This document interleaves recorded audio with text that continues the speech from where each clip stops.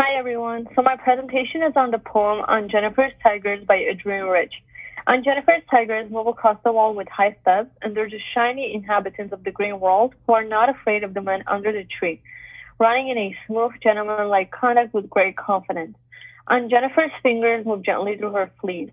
She's having a hard time pulling the needle with the heavy weight of the uncle's wedding ring. The ring seems massive on Jennifer's finger, and even at the time of her passing, her horrified hands are still going to be there.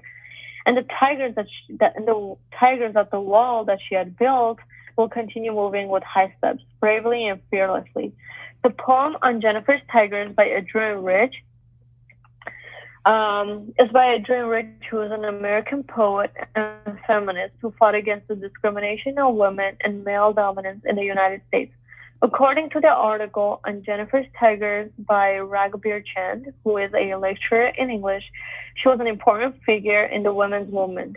The poem was published in 1951 from the book A Change of the World, and it was about the anonymous speaker's aunt's oppressive marriage. The entire poem portrays tigers running away, which symbolizes the aunt's inability to escape from her oppressive and unhappy marriage. The poem was written during an era when divorce was intolerable in society. Out of all the themes of the poem, such as marriage, power, gender, freedom, gender is the major one. It focuses on Jennifer's sorrowful marriage due to her gender, where she was constantly mistreated and discriminated against. It illustrates the sexism that took place against women during the 20th century. The tigers in the poem were deprived of the tigers in the poem were deprived. Tigers in the poem are used to symbolize the independence and simple rights that women were deprived of during the era of inequality. Literary techniques such as alliteration, assonance, imagery, hyperbole, repetition, and end rhyme are constantly used throughout the poem. The first two lines of the poem use the literary technique imagery when On Jennifer's tigers are described. Another example of imagery is on Jennifer's is a description of Aunt Jennifer's wedding ring, which is described as massive, that's sitting heavily on her finger, and not only on her finger but also on her overall life. In the second stanza, the hyperbole technique is also used when the ring is described as the massive weight of uncle's wedding band. The entire poem also consists of an end rhyme. For example, the first and second lines of the first stanza, such as the words screen and green, are examples of an end rhyme. An example of personification is also there when the author talks about the tigers, saying that they do not fear the men beneath the tree, they pace in sleek chivalric certainty. Repetition is also a technique constantly used throughout the poem, and the main reason the author uses it is to emphasize the main theme of the poem. For instance, the word prince is repeated on the first and last lines of the poem.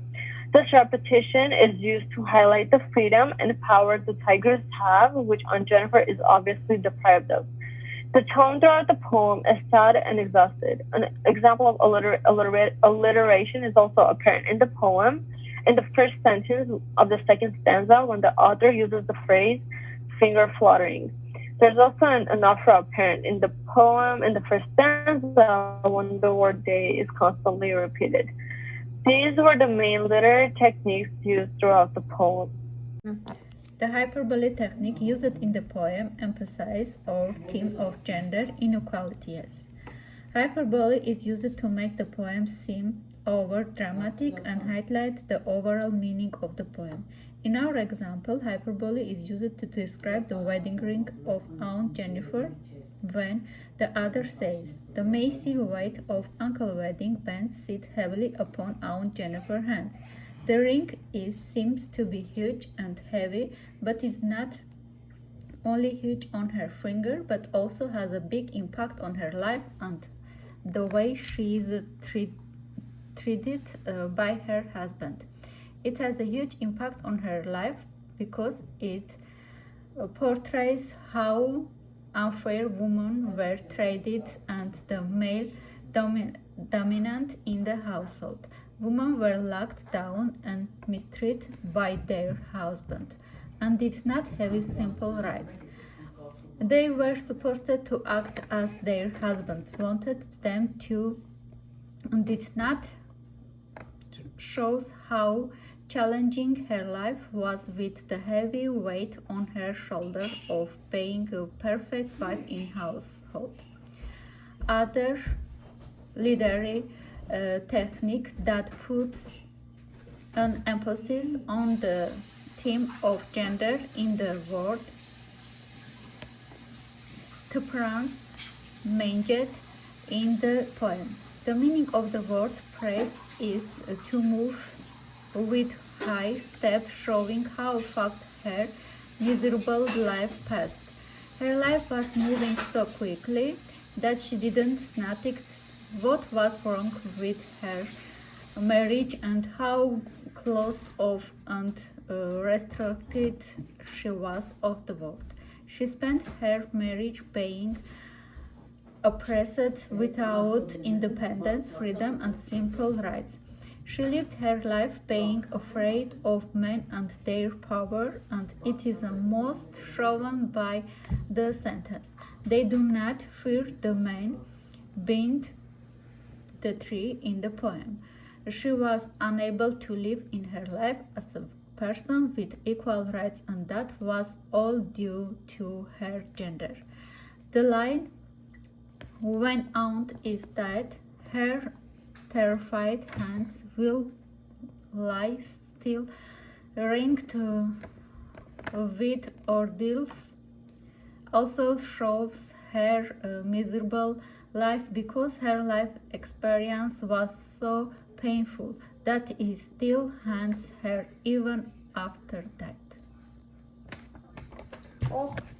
There are a number of illustrations showing Aunt Jennifer's oppressive marriage and her interest towards the tiger's ability to be free. And this is our first picture of this one. The first illustration is a portrayal of Aunt Jennifer's exhausted and sorrowful face expression when she has a hard time pulling the needle, as mentioned in the poem. Aunt is trying to depict the life of the tigers when sewing what she sees on the picture on the wall. In the picture, two tigers are illustrated who are standing out under the tree, brave and fearless. This part. They are not afraid of the man under the tree, unlike Aunt Jennifer. Aunt Jennifer, looking at the picture, thinks of her inability to escape and all the freedom that she is deprived of. The second picture, this is our second picture, and it is perfect representation of Aunt Jennifer's unhappy life. Especially in the middle part of the picture, there is a portrayal of the disagreements between them and the abusive character of the husband. It's this part. Also, detail that we notice in the photo is that there are paintings of the tigers all over the house. This shows her obsession with tigers because they have what she lacks, which are their ability to be free and independent. Even when she is dead, her sufferings are still going to be with her. We also see painting of tigers next to her coffin. Here. And it's highlighting that even after her death, tigers continue to be a huge part of her life. So this is our last picture.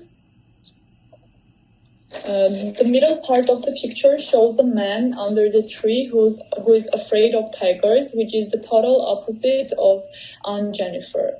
While Aunt Jennifer is home, afraid of her abusive husband, unable to escape, men are terrified of the tigers outside in the house. In the last picture, we saw that wife being mistreated, but in this picture, the man is being horrified by the tigers. Here.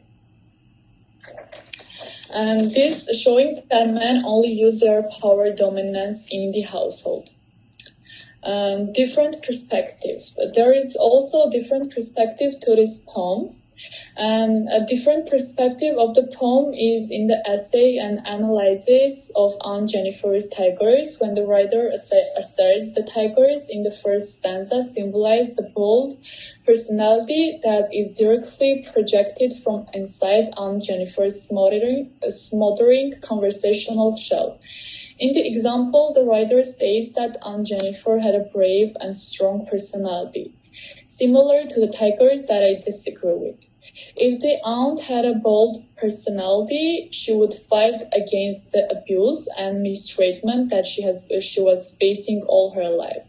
She was a weak human being who was the victim of gender discrimination and male power dominance with the inability to escape.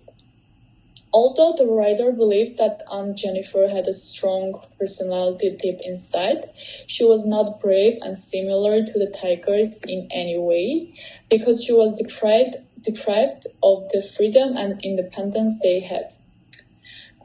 So we're done our presentation, and we also have 2 discussion questions for you guys. And our first discussion question is, what do the tigers symbolize in the poem?